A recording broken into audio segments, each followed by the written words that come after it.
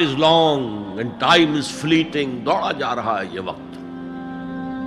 And our hearts, though stout and brave, still like muffled drums are beating funeral marches to the grave.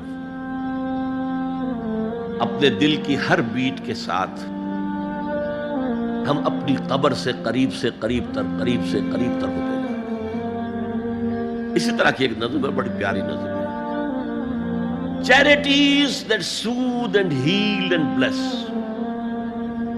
are scattered over the feet of men like flowers. وہ بھلائیاں، وہ نیکیاں، وہ خدمت خلق. Charities which soothe and bless and heals. دل کے اوپر مرہم سا رکھا جاتا ہے نیک کام کر کے. دل کو خوشی ہوتی ہے نیک کام کر کے. Charities that soothe and heal and bless are scattered over the feet of men like flowers. یہ تو ان پھولوں کے مانند ہیں جو انسان کے قدموں میں پڑے ہوئے ہیں، جس کو چاہے اٹھا لے، جو چاہے اٹھا لے. No mystery is here, no special boon for the high and not for the low. The smoke ascends as high from the hearth of a humble cottage as from that of a haughty palace. دھواں اٹھتا ہے تو ایک کٹیا میں جو چورا جل رہا ہے اس سے بھی اٹھے گا تو جائے گا اوپر، اور محل کا کوئی بہت بڑا کچن ہے تو اس سے بھی اٹھے گا تو اوپر جائے گا.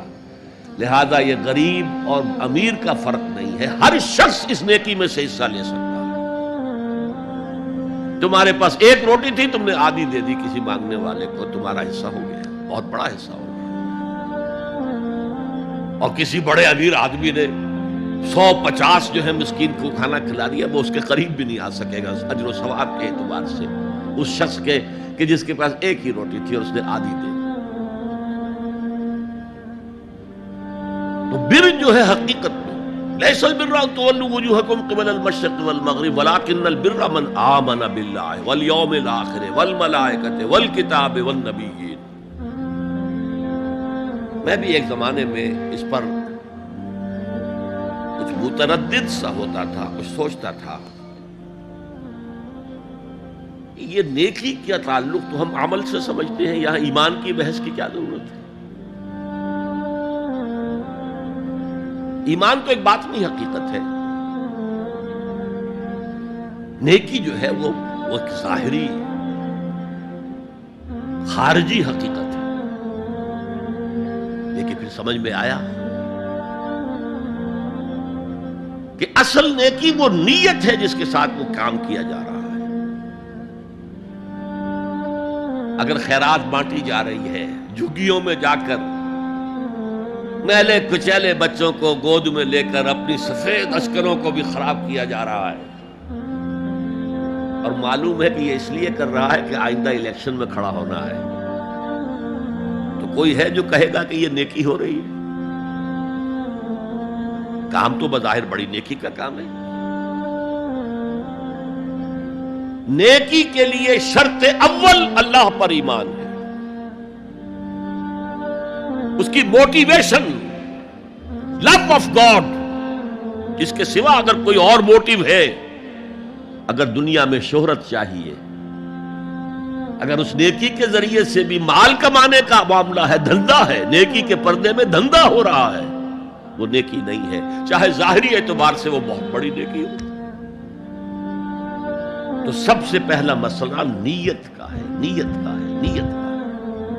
کس ارادے کے تحت یہ نیکی کی جا رہی ہے، کیا مقصود ہے، کیا مطلوب ہے. چنانچہ نوٹ کیجئے، اکثر محدثین نے اپنے جو مجموعے مرتب کیے احادیث کے، ان میں پہلی آیت کون سی، پہلی حدیث کون سی لاتے ہیں؟ حضرت عمر رضی اللہ تعالیٰ عنہ سے روایت ہے، انما الاعمال بالنیات. نیکیوں کا، نیک اعمال کا دار و مدار نیتوں پر ہے. وَإِنَّمَا لِكُلِّ امْرِئٍ مَّا نَوَىٰ، ہر شخص کو وہی کچھ ملے گا جس کی اس نے نیت کی ہوگی.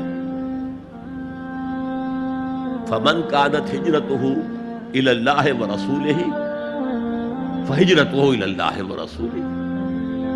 جو کوئی ہجرت کر رہا ہے، مکے میں گھر بار چھوڑ کر جا رہا ہے، اپنے وطن کو ترک کر کے جا رہا ہے مدینے کی طرف، صرف اللہ اور رسول کے لیے، اس کی ہجرت اللہ اور اس کے رسول کے لیے.